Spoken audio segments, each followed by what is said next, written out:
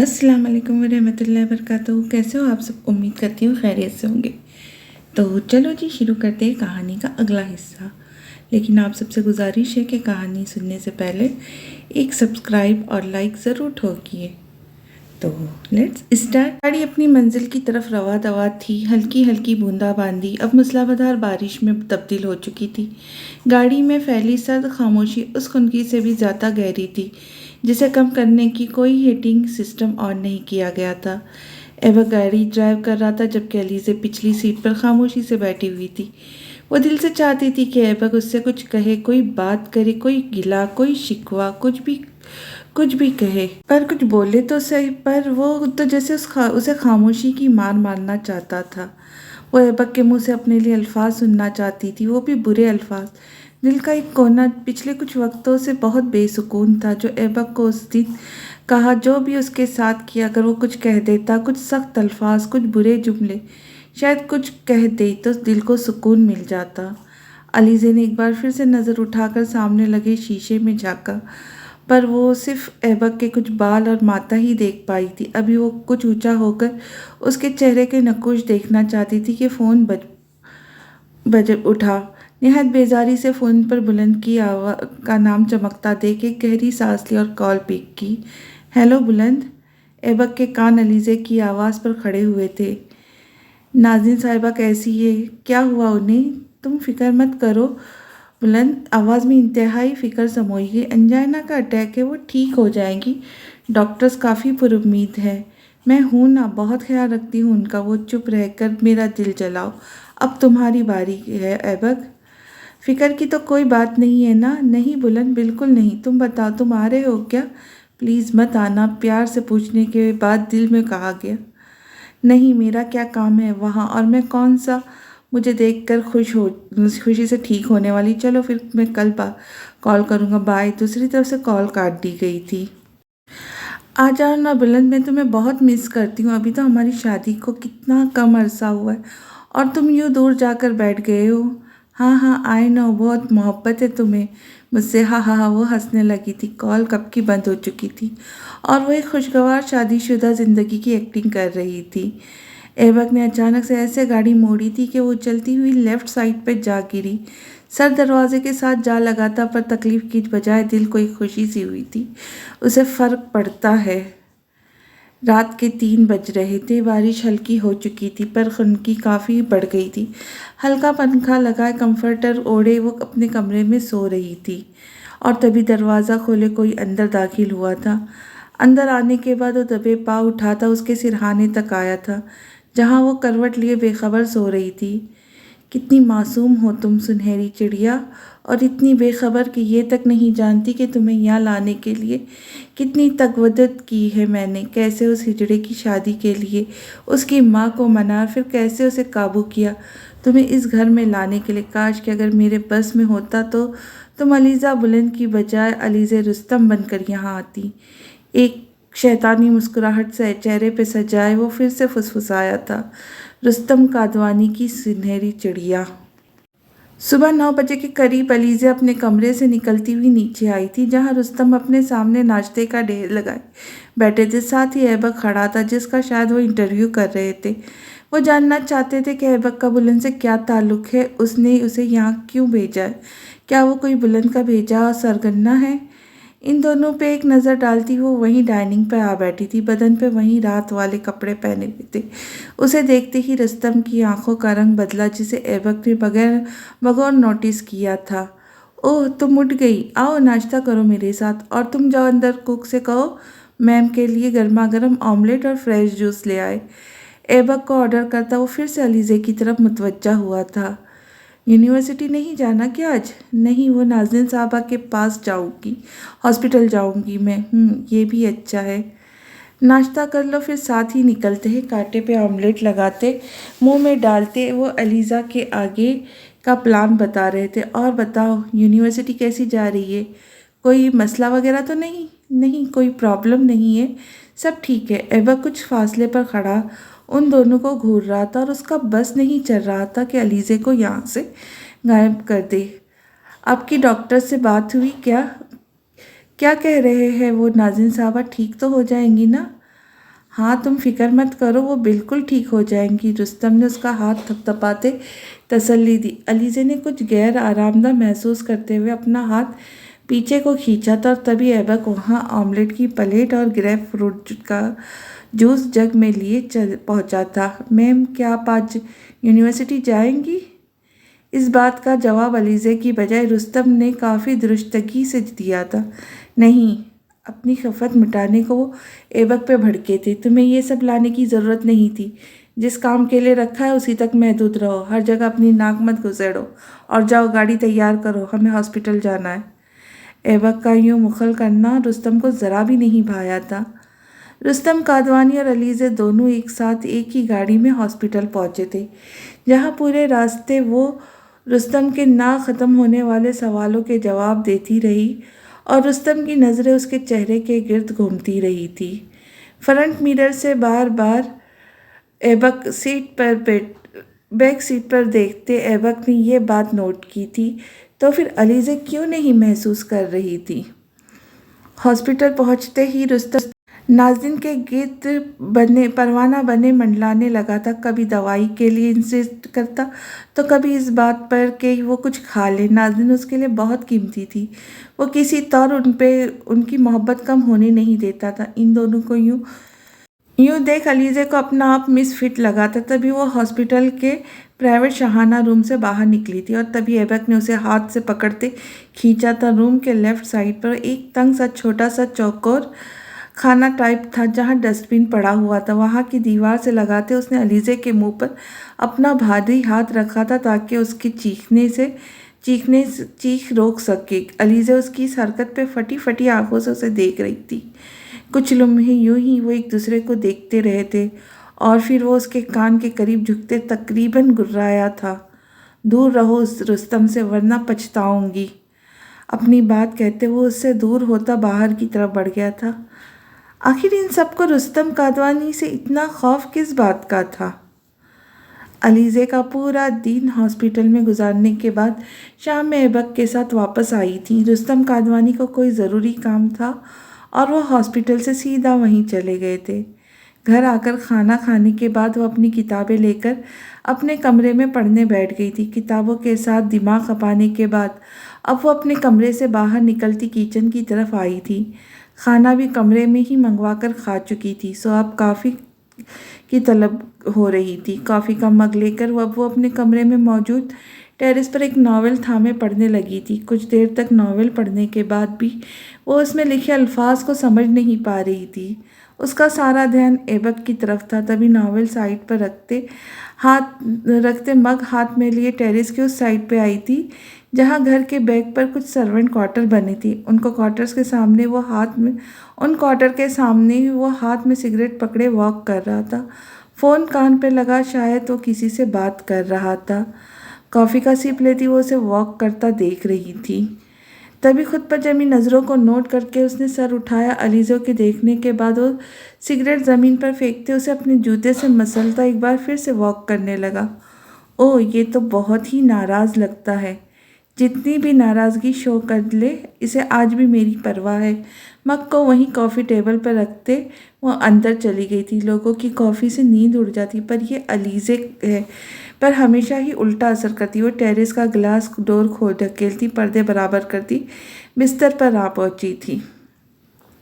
رستم کادوانی رات کے 3 بجے شراب کے نشے میں گھر پہنچا تھا۔ گاڑی سے نیچے اترتا وہ گھر کے اندر داخل ہوا تھا۔ اس کا رخ اپنے کمرے کی سمت تھا، پر ایک نظر ناظرین کے کمرے کے دروازے پہ ڈالتے جو اس وقت بالکل خالی تھا، اس کے لبوں پر ایک مسکراہٹ آئی تھی۔ کل ناظرین گھر واپس آنے والی تھی، اور آج ہی موقع پہ چوکا لگانے کا وقت تھا۔ کیوں نہ اس سے پہلے اپنی سنہری چڑیا سے مل لیا جائے۔ وہ ایک سرور کے عالم میں سیڑھیاں چڑھتے علیزے کے کمرے تک آئے تھے، پر دروازے کے نوب کو گھمانے پر وہ کمرہ لاک ملا۔ اس بات سے ان کا موڈ خراب کیا تھا، پر نہیں، علیزے کے کمرے کی چابی تو اسی دن میرے والیٹ میں آ گئی تھی جس دن وہ اس کمرے میں رہنے لگی تھی۔ دروازہ کھل چکا تھا، کمرہ اندھیرے میں ڈوبا ہوا تھا، پر ٹیرس پہ جلتی لائٹ پردوں سے چھلکتی کمروں میں پڑ رہی تھی۔ وہ دبے قدمے علیزے کے سر پہ پہنچے تھے، جہاں اس کا کمفرٹر صرف ٹانگوں پر تھا۔ سر کے بال چہرے پر بکھرے تھے۔ اسے یوں دیکھ کر رستم کو گدگدی سی محسوس ہوئی تھی۔ اپنا ہاتھ بڑھاتے انہوں نے نرمی سے علیزے کے بال چہرے سے ہٹائے تھے، جس پر وہ ہلکا سا کسمسائی تھی۔ اب رستم کا ہاتھ اس کے گالوں کو چھونے لگا تھا، اور تبھی وہ ایک جھٹکے سے آنکھیں کھولتے اٹھ بیٹھی تھی۔ اپنے سامنے کسی کو کھڑا دیکھ فوراً اسے دوپٹہ کندھے پہ ڈالا تھا اور جھٹ سے لیمپ کو ہاتھ مارتے آن کیا تھا۔ رستم انکل، آپ یہاں کیسے؟ کمرہ تو لاک تھا، آپ اندر کیسے آئے؟ وہ پیچھے کھسکتی ہوئی بیڈ سے نیچے اتر آئی تھی۔ اب وہ دونوں یوں کھڑے تھے کہ بیڈ کے دائیں طرف رستم جبکہ بائیں طرف علیزے تھی۔ آہا میری چڑیا، یوں انکل کہہ کے میرا موڈ خراب مت کرو، یہاں آؤ میرے پاس۔ وہ بیڈ پر پھیل کر لیٹے اب اسے اپنے پاس بلا رہے تھے۔ آپ یہ کیسی باتیں کر رہے ہیں انکل؟ آپ پلیز جائیں یہاں سے، نکلے فوراً۔ دیکھو مجھے غلط مت سمجھو، بلکہ میں تو یہاں تمہاری مدد کرنے آیا ہوں۔ میں جانتا ہوں تمہارے بھی کچھ ارمان ہوں گے، کہ تمہارا بھی ایک شوہر ہو جو مکمل مرد ہو، جو تمہارے ارمان اور احساسات کو سمجھ سکے، تمہاری ضرورت کو پورا کر سکے۔ کیا تم ایسا نہیں چاہتی میری پیاری علیزے؟ یہ کیا بکواس کر رہے ہیں آپ؟ ان کی بات پر علیزے کی کان کی لوئیں سرخ پڑ گئی۔ میں کہتی ہوں آپ ابھی اور اسی وقت یہاں سے نکل جائیں، ورنہ میں شور کر کے سب کو اکٹھا کر لوں گی۔ اوہ، اور کون آئے گا تمہارے شور پر؟ یہ بھی تو بتاؤ، یہاں ہے ہی کون؟ پورا گھر اس وقت خالی ہے، چوکیدار گیٹ پر ہے، اس تک آواز نہیں جائے گی۔ تمہاری باقی سب سرونٹس اپنے کوارٹرز میں ہیں۔ تم چیخ بھی لے لو تو کسی کی ہمت نہیں وہ یہاں آئے، سو شرافت سے میری بات مان لو۔ وہ ڈرتی ہوئی الٹے قدم لیتی ٹیریس کے گلاس ڈور سے آ ٹکرائی تھی۔ اوہ کم آن، اب آؤ بھی، کتنا انتظار کرواؤں گی۔ اب وہ بیڈ سے نیچے اترتے اس کے قریب آ رہے تھے، تبھی وہ گلاس ڈور کھولتی ٹیریس میں آ گئی تھی۔ اس سے پہلے کہ وہ دروازہ بند کرتی، وہ دروازے کے بیچ اپنا ہاتھ پھنسا کر کھولتے باہر آئے۔ دفع ہو جائے، دور رہے مجھ سے، اور کچھ نہیں، کم سے کم ہمارے بیچ جو رشتہ اس کا ہی خیال رکھ لے۔ اب وہ چیخنے لگی تھی، جبکہ وہ اسے بازو سے پکڑتے خود کے قریب کرتے کہہ رہے تھے، تمہارے اور میرے بیچ ایک ہی رشتہ ہے، ضرورت کا یا پھر پیار کہہ لو۔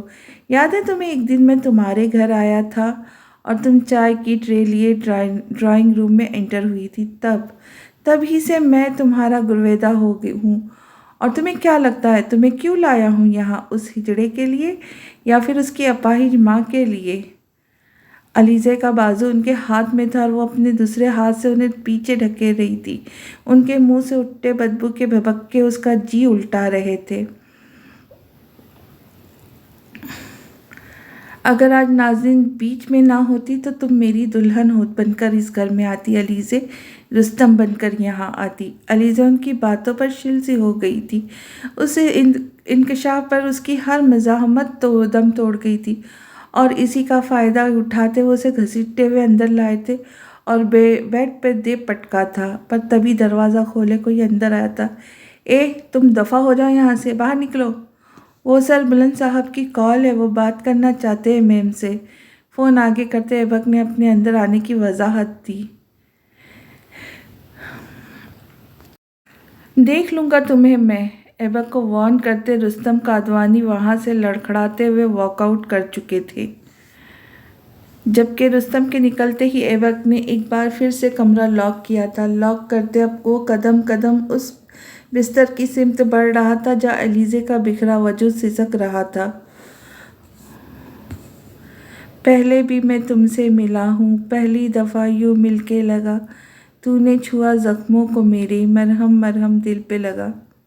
علیزے کی بیڈ کی لیفٹ سائڈ کے بالکل کنارے پہ چیت لیٹی ہوئی تھی۔ ایبک قدم اٹھاتا بیڈ کی رائٹ سائڈ پہ بیٹھ چکا تھا، یوں کہ ایبک کی پیٹھ علیزے کی طرف تھی، ساتھ ہی چند سیکنڈ پہلے جیب سے نکالے گئے لائٹر سے سگریٹ جلاتے لبوں میں دبایا۔ ان دونوں کے بیچ مکمل خاموشی تھی، بالکل خاموشی جسے علیزے نے توڑنے میں پہل کی تھی۔ تم تو بہت خوش ہوں گے نا مجھے یوں دیکھ کر؟ تمہاری ہی آہ لگی ہے مجھے نا ایبک؟ تمہیں یوں دیکھ کر مجھے بالکل اچھا نہیں لگا علیزے، میں کبھی بھی اس طرح سے یوں تو نہیں دیکھنا چاہتا تھا تمہارے۔ ہاں میں چاہتا ہوں تمہیں سزا دینا، تڑپانا، میں چاہتا ہوں تم بھی ویسے ہی سلگو جیسے پل پل میرا دل سلگ رہا ہے، پر تم تو پہلے ہی اس پیسے کی جس کی خاطر تم نے مجھے چھوڑا تھا بہت تکلیف اٹھا رہی ہو۔ پاگل پاگل ہے تھوڑے، بادل بادل ہے دونوں، کھل کے برسے آ بھیگے ذرا۔ اپنے دل پر ہاتھ رکھ کے خود سے پوچھو ایبک، کیا تمہیں لگتا ہے میں علیزے صفدر تمہیں پیسے کے لیے چھوڑ سکتی ہوں؟ میں کیا پوچھوں اپنے دل سے، تم تو خود ہی یہ سب میرے منہ پہ بول چکی ہو۔ میں تو آج تک اس لہجے سے باہر ہی نہیں آ پایا ہوں علیزے۔ ہاں میں مانتی ہوں میں نے وہ سب تمہیں بولا، وہ یوں ہی چت لیٹی چھت پر نگاہیں جمائے ہوئے تھی، پر میں مجبور تھی، میں رشتوں کی عزتوں کی زنجیر میں جکڑی ہوئی تھی ایبک۔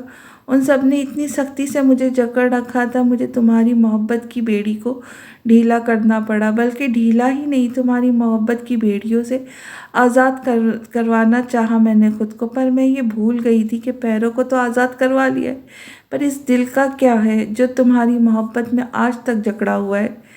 اس لیے اس دن جو بھی تم سے میں نے کہا وہ سب جھوٹ تھا، اس کا ایک ایک لفظ جھوٹ تھا ایبک جہانگیر، وہ سب جھوٹ تھا۔ غلط کیا صحیح کیا مجھے نہ پتا ہے، تمہیں اگر پتا ہو بتا دینا۔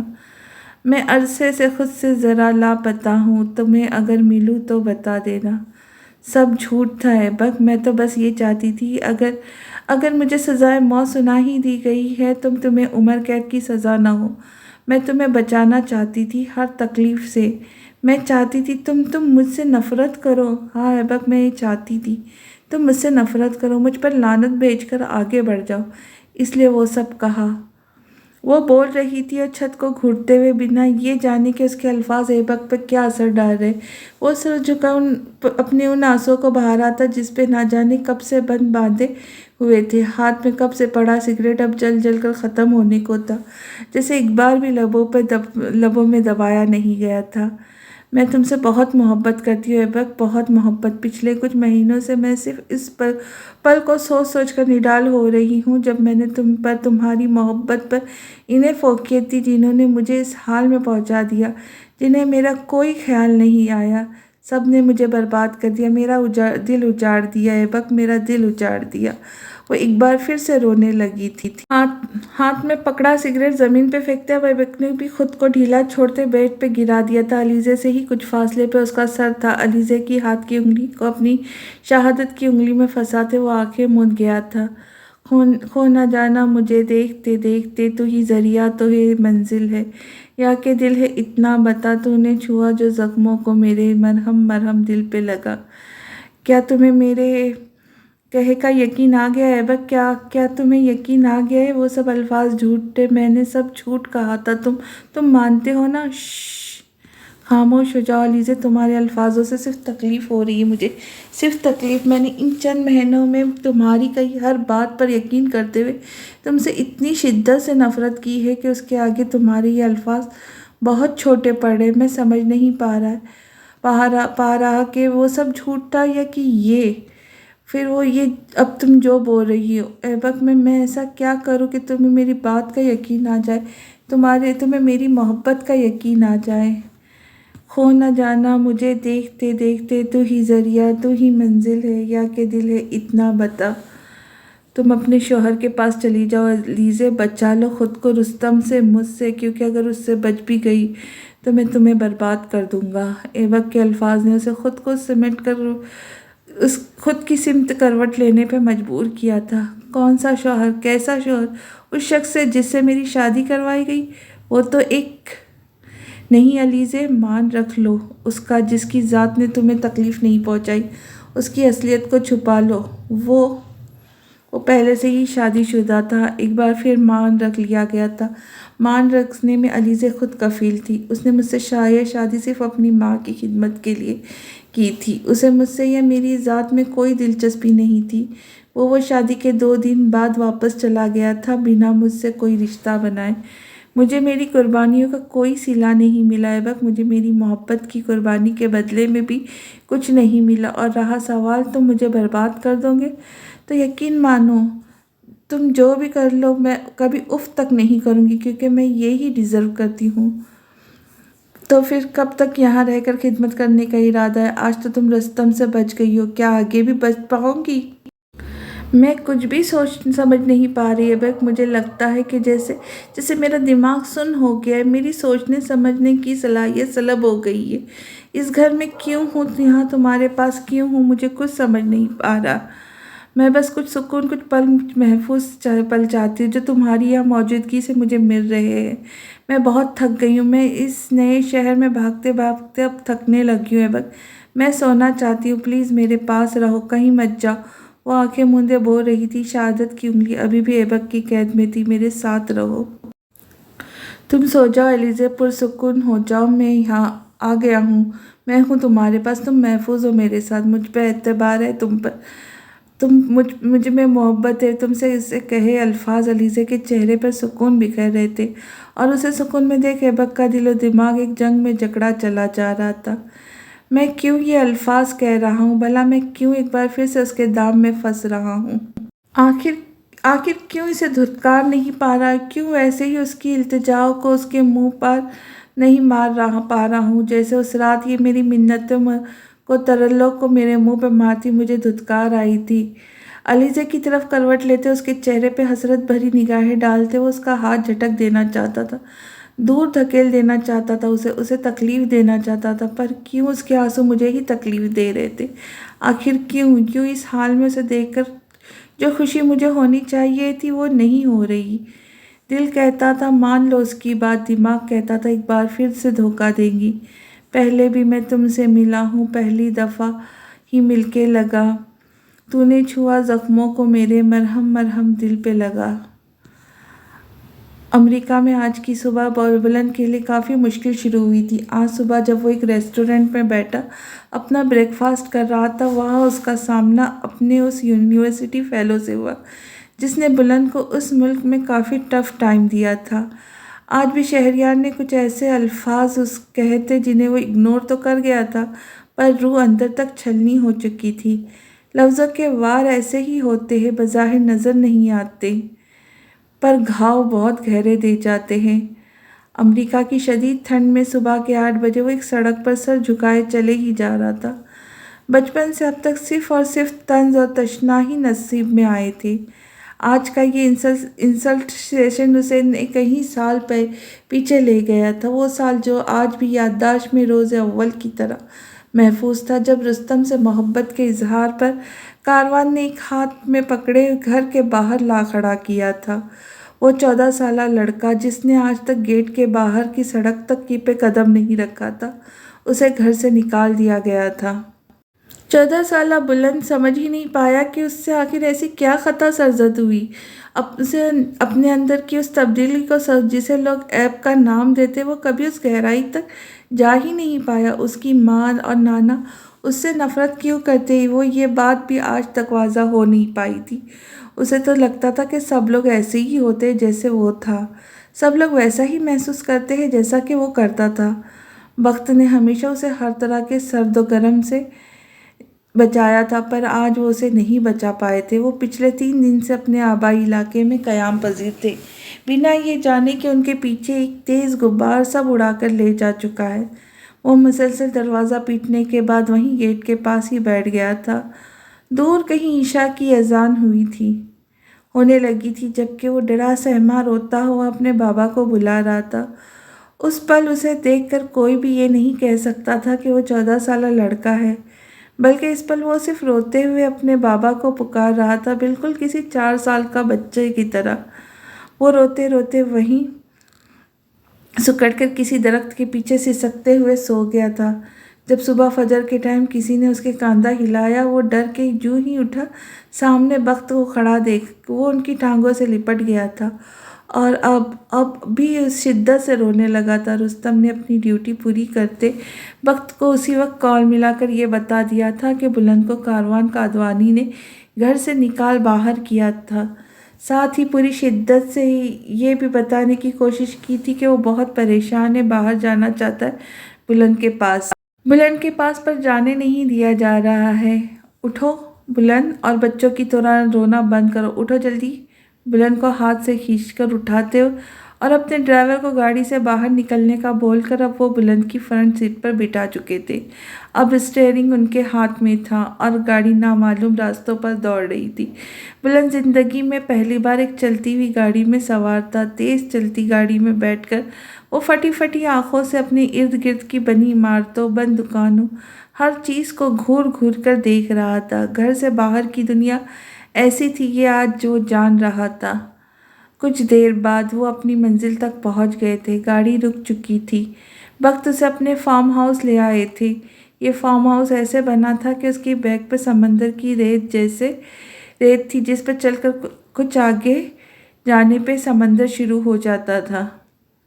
بلند کو وہ اس فارم ہاؤس کے ایک کمرے میں لے آئے تھے۔ اب وہ اس کے سامنے رکھے سنگل صوفے پر، جبکہ وہ ان کے سامنے رکھے 3 سیٹر پہ بیٹھ چکا تھا۔ اب بتاؤ کیا ہوا تھا بلند؟ پہلے آپ مجھے بتائیں بابا، میں کون ہوں؟ میری ماں مجھ سے نفرت کیوں کرتی ہے؟ میں گھر سے باہر کیوں نہیں جا سکتا؟ میں اسکول کیوں نہیں جاتا باقی بچوں کی طرح؟ میں ناظرین صاحبہ کو ماما کیوں نہیں کہہ سکتا؟ میں بلند کاندوانی کیوں نہیں ہوں؟ میں بلند بخت کیوں ہوں؟ آپ مجھے بتائیں کہ میرا رستم سے محبت کرنا غلط کیوں ہے؟ وہ بلند کے آخری سوال پر حیرت سے اسے دیکھنے لگے تھے۔ دل میں کچھ درد سا ہوا تھا۔ ایک لڑکے کی طرح اسے پروان چڑھاتے، اسے اپنا بیٹا کہتے، وہ تو اس کی حقیقت کو جیسے بھول ہی گئے تھے۔ اچانک سے انہیں اپنے کانوں میں تالیاں پیٹنے کی آواز سنائی دینے لگی تھی، جس سے ان کا دم گھٹنے لگا تھا۔ تبھی گلے میں پڑی ٹائی کو کھینچتے ہوئے ڈھیلا کیا۔ بلند کی نگاہیں ان پر جمی تھی۔ وہ اپنے جواب چاہتا تھا۔ دیکھو بیٹا، ہم سب کو اللہ نے پیدا کیا اور اللہ نے ہی ہمیں بنایا ہے۔ یہ بات میں اچھے سے جانتا ہوں بابا، خفگی سے کہا گیا۔ اللہ نے انسانوں میں صرف مرد اور عورت کو ہی تخلیق نہیں کیا، بلکہ ایک ایسی تیسری جنس بھی بنائی ہے، اور تم خلق ترکیہ، تم اس تیسری جنس میں سے ہو۔ تیسری جنس؟ ہاں، تیسری جنس۔ کیا ان جنس سے ہونا اتنا برا ہے کہ آپ کی ماں آپ کو ٹھکرا دیتی ہے، کسی گناہ کی طرح لوگوں سے چھپاتی پھرتی ہے؟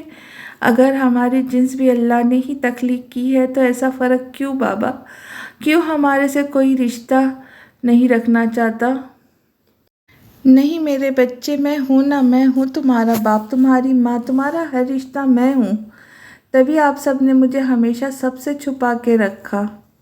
دیکھو بلند، اب تم 14 برس کے ہو چکے ہو۔ کچھ حقیقتیں ایسی ہیں اب وہ تمہارے سامنے آ جانی چاہیے۔ تم ایک خواجہ سرا پیدا ہوئے ہو۔ تمہارا جسم تو کسی مرد جیسا ہے، پر تمہارا اندر کسی عورت کی طرح کا ہے۔ تمہیں یاد ہے تم بچپن میں ہماری میٹ کی بیٹی کی ڈالز لے آتے تھے، اس کی بیٹی کی طرح دوپٹہ اوڑھ کر گھر گھر کھیلتے تھے؟ مجھے یاد ہے، کیونکہ ایسا کرنے پہ زندگی میں پہلی بار آپ مجھ سے خفا ہوئے تھے، اور پھر میں کبھی اس کے ساتھ نہیں کھیلا تھا۔ یاد ہے مجھے۔ وہ سب یاد کرتے کرتے وہ مسکرائے تھے۔ جب تم پیدا ہوئے تمہاری ماں تمہیں گھر پر رکھنا نہیں چاہتی تھی، وہ تمہیں تمہارے ہی جیسے لوگوں میں بھیجنا چاہتی تھی۔ تب میں اس کی اس پلاننگ کے آڑے آ گیا۔ میں نے تمہیں کہیں جانے نہیں دیا۔ تمہیں پتہ ہے جب پہلی بار تمہیں گود میں لیا تھا، تب میں نے خود سے یہ عہد کیا تھا کہ میں تمہیں ایسا انسان بناؤں گا کہ لوگ تم جیسا بننے کی خواہش کریں گے، تم ایک عظیم انسان بنو گے۔ یہی سوچتے ہوئے میں نے تمہارا نام بلند رکھا۔ مرد ہونا، عورت ہونا، یا پھر تم جیسا ہونا، یہ چیز ہم انسانوں کے ہاتھ میں نہیں ہے، یہ چیز ہمارے بس میں ہے ہی نہیں۔ دیکھو بیٹا، میں جو ہوں تو مجھے اسی ذات نے بنایا ہے جس نے تمہیں۔ میں تمہیں 2 آپشنز دیتا ہوں، اس بات کا یقین بھی کہ تم جو بھی آپشن چوز کرو گے اس میں تمہیں سپورٹ کروں گا۔ میں تمہیں امریکہ بھجوانا چاہتا ہوں۔ تم وہاں جا کے پڑھو، آگے بڑھو، دنیا ایکسپلور کرو۔ وہاں کوئی تم پر نہیں ہنسے گا، تمہارا مذاق نہیں بنائے گا، نہ تمہاری اصلیت کھلنے کا ڈر۔ تمہاری ماں کو اپنا ہوگا۔ اپنا کیریئر بناؤ، ایک کامیاب انسان بنو۔ اور دوسرا آپشن یہ ہے کہ تم اپنے جیسے لوگوں میں چلے جاؤ، زنانہ کپڑے پہنو، میک اپ کرو، جویلری پہنو، ناچو گاؤ، جو تمہارا دل کرے تم وہ کرو، اپنے دل کی خواہش پر عمل کرو۔ میں اس میں بھی تمہارے ساتھ ہوں۔ وہ دن ہے تمہارے 2 دن ہے تمہارے پاس، تم یہاں رہ کر اچھی طرح سے سوچو اور پھر اپنا فیصلہ لو۔ بخت کادوانی بلند کو اس فارم ہاؤس میں چھوڑنے کے بعد واپس غصے سے بھرے ہوئے گھر آئے تھے۔ انہیں کاروان سے پوچھنا تھا کہ بلند پہ ہاتھ کیسے اٹھایا۔ انہیں ناظرین سے پوچھنا تھا آخر وہ کب تک اپنی ممتا بلند کے لیے جگائیں گی۔ ان سب کی وجہ سے انہیں آج بلند سے وہ سب کہنا پڑا تھا جسے کہنے کا وہ سوچ تک نہیں سکتے تھے۔ ان کے دل کے پاس ہلکا ہلکا سا درد اٹھنے لگا تھا، سانس بوجھل ہو گئی تھی۔ پر وہ گھر آئے تھے، پر اپنے ہی کمرے کے دروازے کو کھولتے جو منظر ان کی آنکھوں نے دیکھا تو دوبارہ دل دھڑکنا پایا۔ یہ ساری پلاننگ رستم کی تھی۔ وہ چاہتا تھا بخت جان جائے کہ ان کی ناظرین کے ساتھ نزدیکیاں کس حد تک بڑھ چکی ہے۔ وہ یہ سب دیکھنے کے بعد راستے سے ہٹ جائے، پر وہ دنیا سے ہی ہٹ جائیں گے، یہ رستم کی پلاننگ میں نہیں تھا۔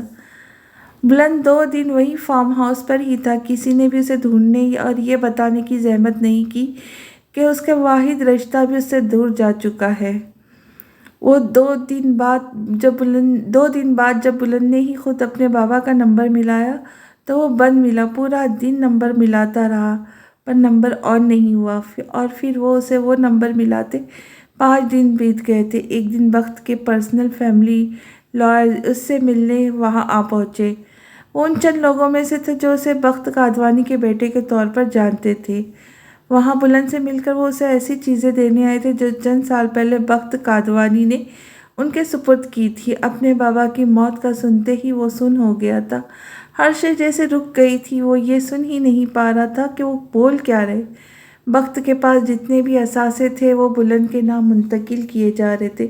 جتنا پیسہ تھا اس پر صرف بلند کا حق تھا۔ ساتھ ہی امریکہ کے ایک ہائی اسکول میں اس کا ایڈمیشن بھی کروا چکے تھے۔ وہ سارے ڈاکیومنٹس بلند کو دکھا رہے تھے، پر وہ کچھ سن ہی نہیں پا رہا تھا۔ صدمہ ہی اتنا بڑا تھا کہ اعصاب شل ہو چکے تھے۔ پر اس گہرے صدمے میں بھی بخت کو بلند کے لیے کیے گئے انتظام یہ بتا رہے تھے ان کا کیا فیصلہ ہے، وہ کیا چاہتے بلند کے لیے۔